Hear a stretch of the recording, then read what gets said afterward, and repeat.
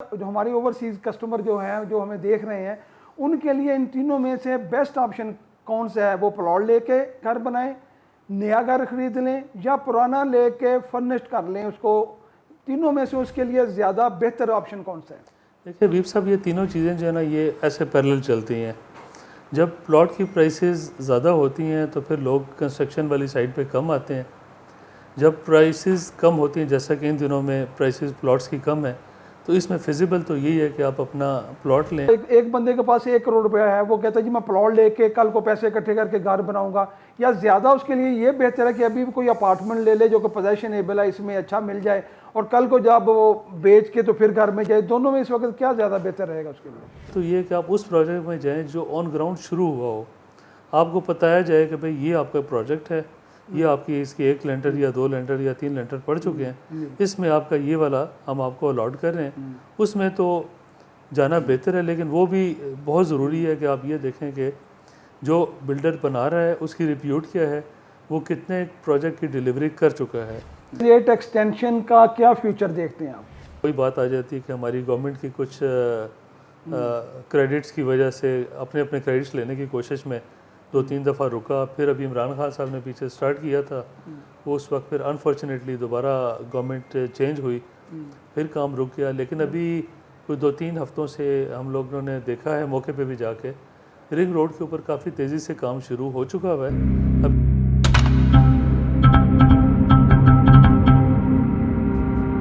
अस्सलाम वालेकुम, मैं हूं हबीब इलाही एडवाइस एसोसिएट से।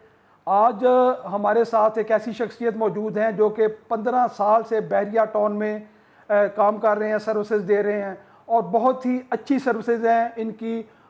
मेरे साथ मौजूद हैं मोहम्मद फयाज सलीम साहब, FB बिल्डर के नाम से ये काम कर रहे हैं। आज आपके लिए बहुत अच्छी मालूमात हम इनसे आपके लिए लेंगे।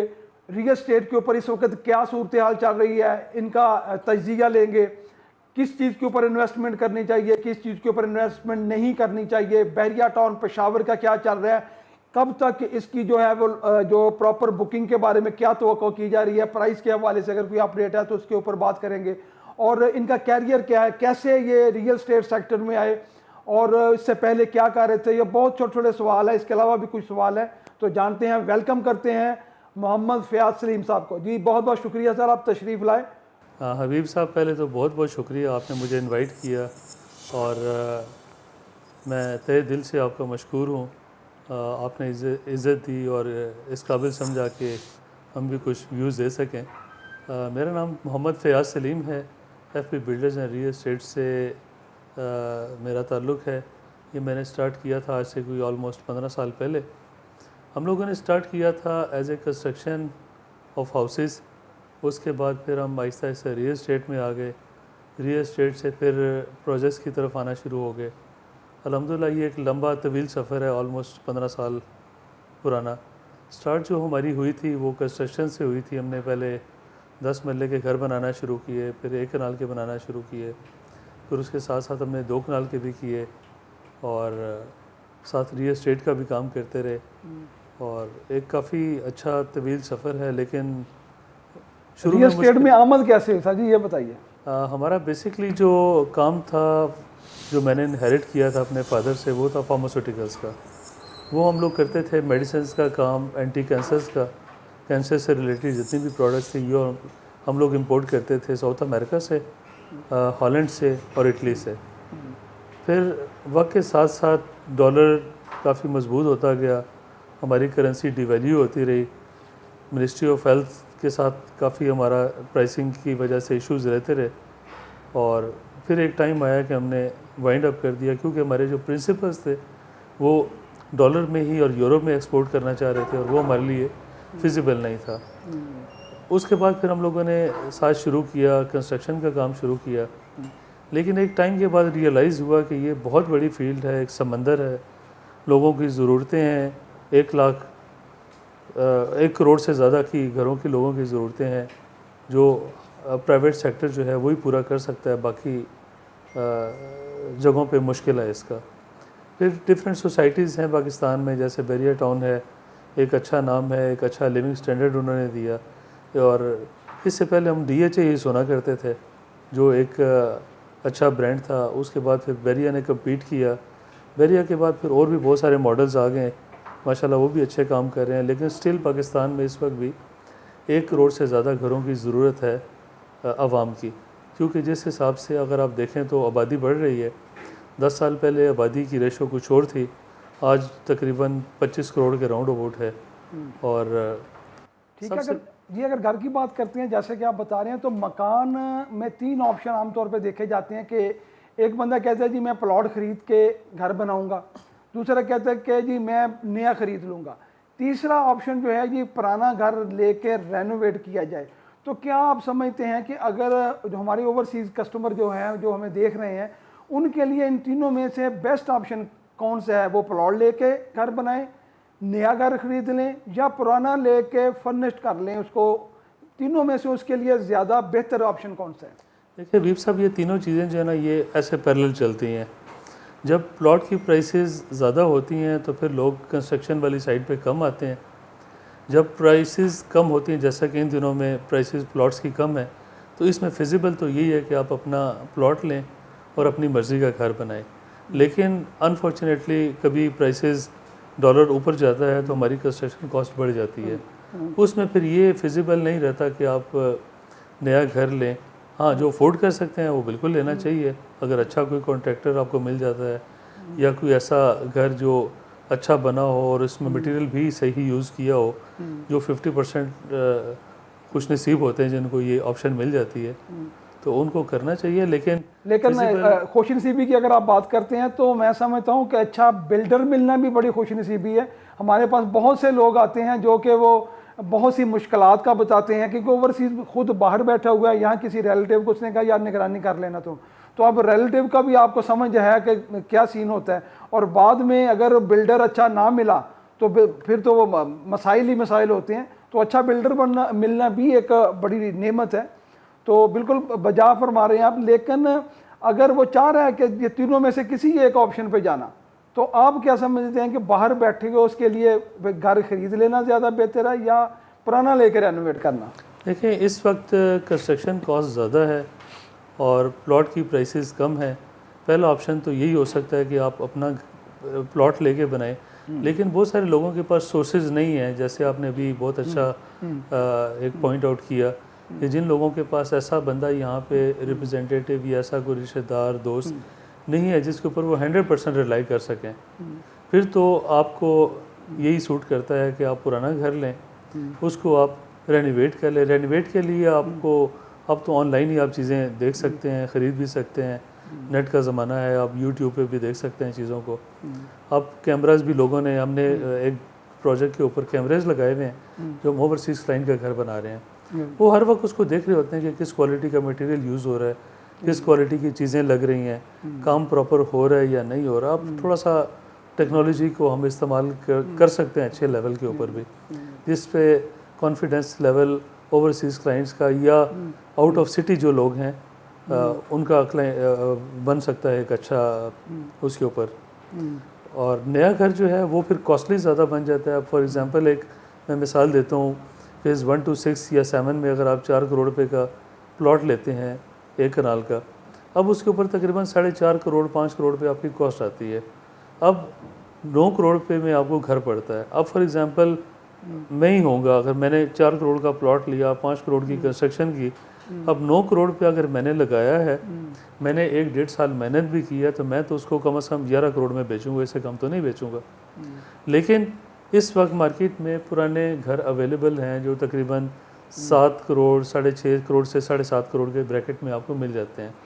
आप उनको लेके रेनोवेट करें, 50-60 लाख रुपए लगाएं, 70 लगाएं, आप अपनी जो भी पसंद है उस हिसाब से आप कॉस्ट को मैनेज कर सकते हैं, आप उसमें अच्छी सेविंग कर सकते हैं। ठीक है। इसी तरह सर 5 मरले और 10 मरले वाले घर की जो प्राइस है वो भी बताते जाएं। इस वक्त जो 5 मरले का नया घर है वो तकरीबन 2 करोड़ से लेकर और 2.25 करोड़ की रेंज में है फेज़ 8 के अंदर।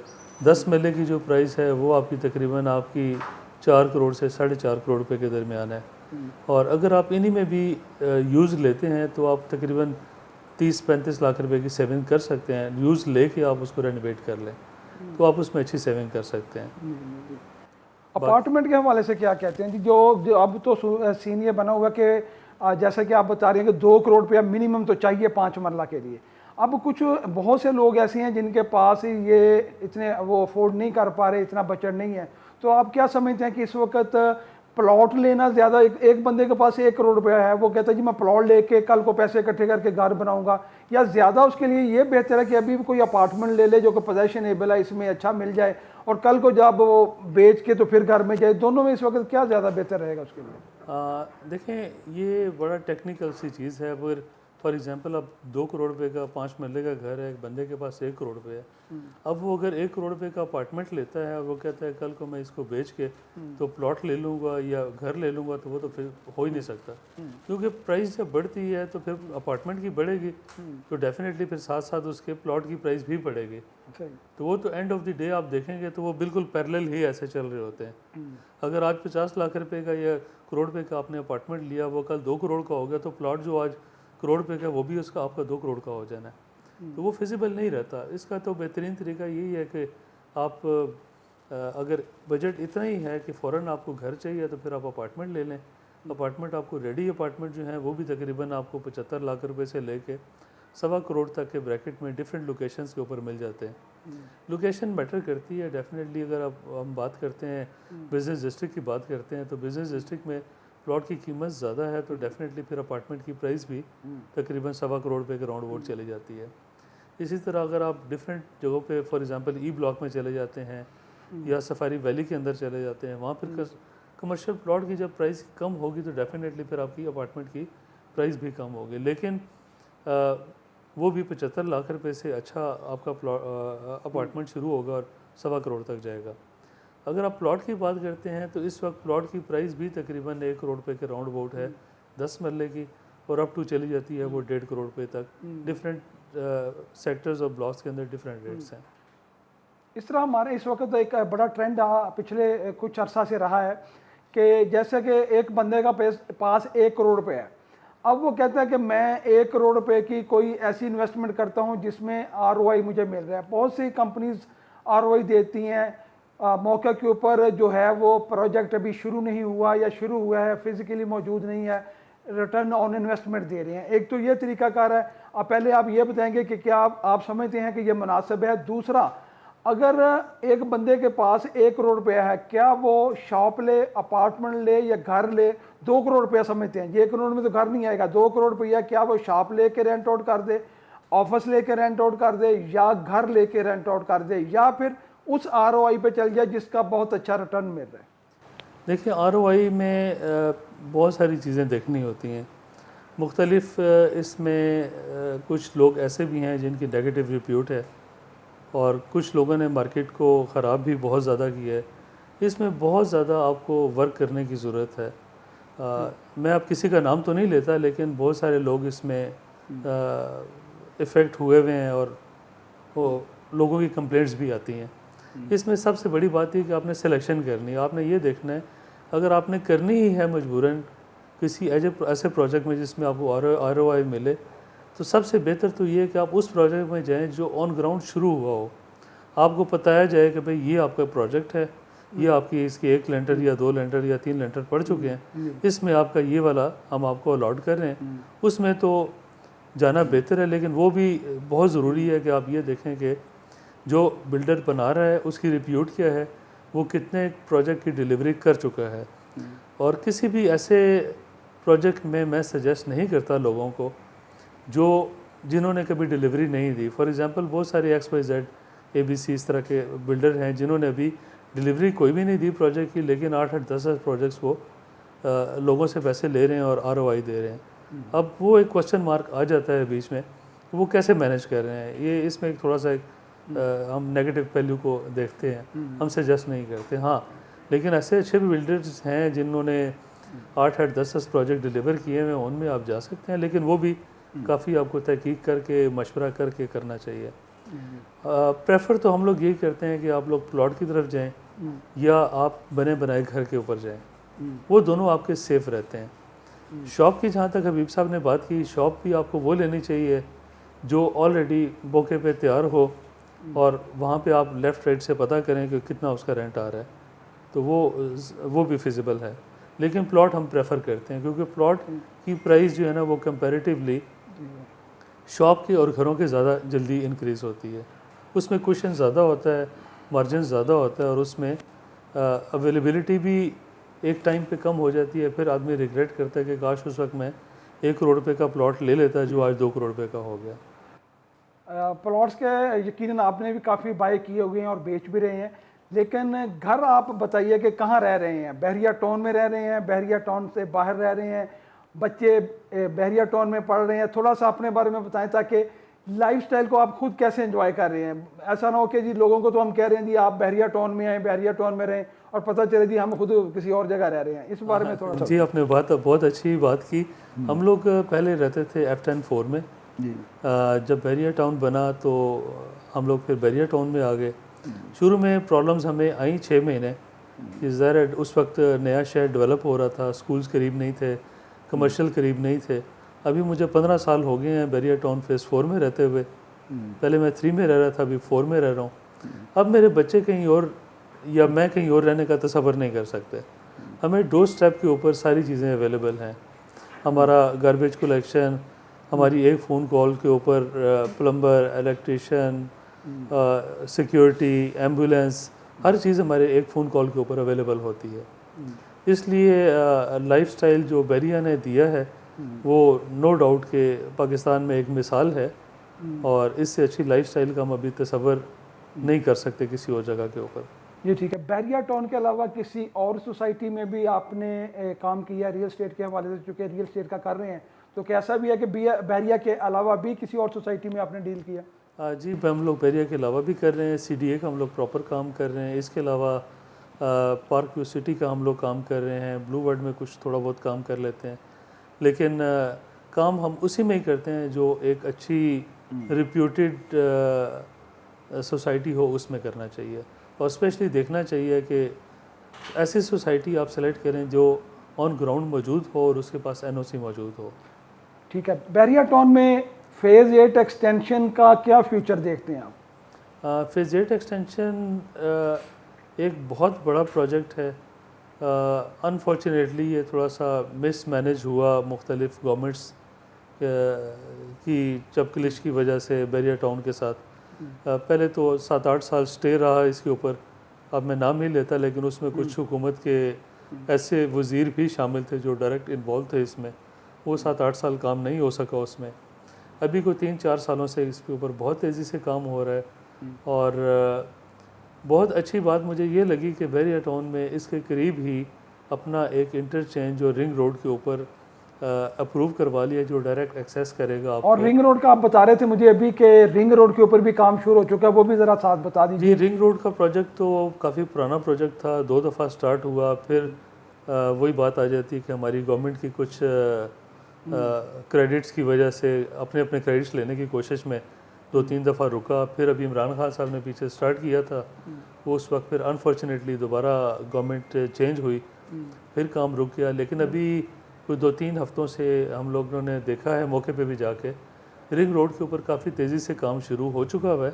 अभी तक इन्होंने ऑफिशियल मीडिया के ऊपर अनाउंस नहीं किया, लेकिन अनकरीब ही आप देखेंगे चंद हफ्तों में मुझे लगता है कि अनाउंस हो जाएगा और प्राइसेस दोबारा से इंक्रीज़ होना शुरू हो गई जी हैं। बिल्कुल। अगर आप मौका पर जाकर देख कर आए हैं, काम हो रहा है, तो ये यकीनी अमर है कि जो फेज़ 8 एक्सटेंशन है, ऑर्चर्ड है और इसके साथ साथ जो भी एरियाज़ आ रहे हैं बहरिया टाउन पे, यकीनी तौर पे उनमें प्राइस में बेहतरी आएगी, क्योंकि इस वक्त प्राइस जो काफ़ी ज़्यादा कम हो चुकी है। जैसा कि 5 मरले का प्लॉट जो 35 लाख में मिलता नहीं था, आज वो 20 लाख रुपए में बिक रहा है, आसानी से मिल जाता है। इसी तरह 10 मरले का प्लॉट है, कैनाल का प्लॉट, तो इस वक्त ये एक बेस्ट टाइम है। आप क्या समझते हैं कि अभी थोड़ा सा और कम होगी मार्केट या अभी बाइंग कर लेनी चाहिए? नहीं, मैं बिल्कुल इससे एग्री नहीं करता। इस वक्त जितनी भी प्राइसेस डाउन होनी थी वो डाउन होने के बाद दोबारा ऊपर आना शुरू हो गई हैं। जो जैसे आपने बताया, हम लोगों ने खुद लास्ट जो ट्रेडिंग पिछले साल की थी 5 मरले की, हमने 35 लाख रुपए में आखिरी प्लॉट्स बेचे थे। 10 मरले हमने 55 से 60 के दरमियान बेचे हैं। 8 मरले हमने 42 में खुद ट्रेडिंग की हुई है। ये सारे 50% नीचे आ गए थे, लेकिन अभी दोबारा 6-7 लाख रुपए ऊपर जाना शुरू हो गए हैं। अभी सिर्फ लोगों को पता चलना शुरू हुआ है कि रिंग रोड का काम शुरू हो गया है। कुछ लोग मौके पे जाके देख कर आए हैं, मैं ख़ुद भी उनमें शामिल हूँ जो मौके पे हमने देखा है। काम होता हुआ नज़र आ रहा है। जैसे ही ऑफिशियली अनाउंस होना है, ये तकरीबन 8 से 10 लाख रुपए, 15 लाख रुपए मज़ीद इसमें जंप एक्सपेक्टेड है। कुछ मेरी हाई ऑफिशियल जो हैं बैरिया टाउन के मैनेजमेंट से, उनसे मुलाकात हुई इसमें बड़ी तफसीली। उन्होंने तो मुझे यहाँ तक कहा है कि हम अगले 1 से 1.5 साल के अंदर इस पोजीशन में होंगे कि हम बैरिया टाउन फेज़ 8 एक्सटेंशन में पोजीशन अनाउंस कर दें और लोगों को घर बनाने की इजाज़त भी दे दें, जो कि मेरे लिए एक बड़ी एक अच्छी और इनक्रेजिंग चीज़ थी। मैंने लोगों को वर्बली बताना शुरू कर दिया है कि जिन जिनके पास स्पेयर पैसे हैं और वो 1-1.5 साल के अंदर कोई इन्वेस्टमेंट करना चाहते हैं, तो this is the right time कि वो ऑर्चर्ड में एक्सटेंशन में इन्वेस्टमेंट कर लें। उसके बाद ये प्राइसेस दोबारा उसी स्टेज पे आने की पोजीशन में आ जाएंगे जो 1 साल पहले प्राइसेस थी। वो बिल्कुल बात दुरुस्त है आपकी, जो रिंग रोड से प्राइस में बेहतरी आएगी। लेकिन एक आपने देखा होगा पिछले दिनों एक बड़ा रूमर रहा कि जी ये प्रोविजनल लिख दिया बैरिया टाउन ने इसके स्टेटमेंट के ऊपर, तो पता नहीं ये यहाँ से प्रोजेक्ट ख़त्म होने जा रहा है, तो इसके ऊपर बड़ा सख्ती से एक्शन भी लिया इन खबरों के ऊपर। और आपको क्या लगता है कि इस तरह का कुछ पॉसिबिलिटी हो सकती है कि इसकी लोकेशन वगैरह या ये जो प्रोविजनल लिखा गया है, मेरा ख्याल इससे सिर्फ प्लॉट नंबर तब्दील होगा या कुछ और भी लगता है आपको? जी, मेरी इस सिलसिले में एक बैरिया टाउन के ऑफिशियल से बात हुई है जो उसको सारे प्रोजेक्ट को देख रहे हैं। उन्होंने कहा है कि ये बैरिया की, चूँकि हम लोग काम कर रहे हैं, हमें मालूम है शुरू में सारे प्लॉट्स के जो नंबर होते हैं वो प्रोविजनल ही होते हैं। पहले लिखा नहीं जाता था, अब लिखा जाना शुरू हो गया है। नक्शे ऑलमोस्ट फाइनल हो चुके हुए हैं, फाइनल स्टेजेस के ऊपर हैं, और जैसे ये चंद महीनों में फाइनल हो जाएंगे तो प्रॉपर नंबर अलॉट कर दिए जाएंगे। जैसे हम लोग पुराने सिस्टम में इसको स्टैरिक प्लॉट कहते थे, अब ये प्रॉपर इनको नंबर लग जाएंगे। इससे पहले ये इन्होंने प्रोविजनल लिखा है, जो जल्दी ये प्रॉपर नंबर अलॉट हो जाएंगे नए नक्शे के साथ ही। तो जो फिर ये अभाम ख़त्म हो जाएगा लोगों का। जी जी, मौजूदा जो मुल्की सूरत हाल है इसके तनाज़े में क्या लग रहा है कि इसकी वजह से भी जो मार्केट में ये बुरी सूरत हाल बनी थी, तो क्या लग रही है कि मौजूदा जो मुल्की सूरत हाल है इसमें कुछ बेहतरी आने के आपको इम्कान लग रहे हैं, जैसे कि इलेक्शन अनाउंस होने जा रही हैं, या बाकी क्या सूरत हाल लग रही है आपको? जी बिल्कुल, ये जो बेयकीनी की सूरत हाल चल रही थी पिछले कोई 1.5 साल से, तकरीबन 1.5 साल के राउंड, उससे थोड़ा सा ज़्यादा ही बल्कि हो गया। हम खुद बड़े परेशान थे कि ये मुल्क में क्या हो रहा है, हमारा मुल्क है, ये मुल्क है तो हम सब हैं, मुल्क नहीं है तो हम कुछ भी नहीं है। तो लेकिन जो भी हुआ अच्छा नहीं हुआ, और मुल्क के रिज़र्व्स ख़त्म हो गए, डिफ़ॉल्ट की खबरें आना शुरू हो गई, कुछ मीडिया ने भी इसको नेगेटिव बढ़ा चढ़ा के बयान किया। ज़रा उन्होंने, मीडिया ने अपने रेटिंग बढ़ाने के लिए कुछ ना कुछ तो चीज़ करनी होती है। तो एनीवे अल्हम्दुलिल्लाह अभी IMF का भी मामलात हो गए, रिज़र्व भी बढ़ना शुरू हो गए, डॉलर भी वीक होना शुरू हो गया, हमारी करेंसी स्ट्रॉन्ग होना शुरू हो गई। इंशाल्लाह सारी एलिमेंट्स को देखें तो अभी कल परसों खबर आई थी कि इंशाल्लाह इलेक्शंस भी अब नेक्स्ट 3 मंथ्स के अंदर अंदर हो जाएंगे। तो इंशाल्लाह ताला आगे हालात अच्छे नज़र आ रहे हैं, मुल्क बेहतर होगा, लोगों को रोज़गार मिलेगा, प्राइसेस बढ़ेंगी तो डेफिनेटली मुल्क में लोगों की बाइंग पावर भी बढ़ेगी और मेयार भी लोगों का इंशाल्लाह बढ़ेगा। जी बिल्कुल, बड़ी अच्छी बात के ऊपर इख्तिताम कर रहे हैं मोहम्मद फ़याज़ सलीम साहब, इनका शुक्रिया कि इन्होंने हमें टाइम दिया। और मेरी भी यही दुआ है और हर पाकिस्तानी की ये दुआ है कि ये जो सूरत हाल है जल्द अज जल्द अल्लाह हमें इससे निकाले, मुल्क को हिफ्ज़ व अमान में रखे, हम सब को हिफ्ज़ व अमान में रखे। जी आप लोगों का बहुत बहुत शुक्रिया, हम सब दुआगो हैं, पाकिस्तान तरक्की करे, फले फूले, पाकिस्तान है तो हम सब कुछ हैं। पाकिस्तान पाइंदाबाद। वीडियो देखने के लिए आपका बहुत बहुत शुक्रिया। मज़ीद कुछ जानना चाहते हैं तो आप कमेंट्स कर सकते हैं, किसी स्पेशल टॉपिक के ऊपर वीडियो देखना चाहते हैं तो इसके बारे में भी आप कमेंट्स कर सकते हैं। दोबारा आपका शुक्रिया अदा करता हूँ कि आप हमारी वीडियो देखते हैं। मेहरबानी, शुक्रिया, अल्लाह हाफिज़। उम्मीद है आपको हमारी वीडियो पसंद आई होगी। मज़ीद किसी भी किस्म की इन्फॉर्मेशन के लिए, सेल्स एंड परचेज़ के लिए स्क्रीन पर दिए गए नंबर पर अभी रब्ता करें। हमारी वीडियो को लाइक करें, शेयर करें और चैनल को सब्सक्राइब करना ना भूलिएगा, ताकि मालूमात का ये सिलसिला यूं ही चलता रहे। शुक्रिया।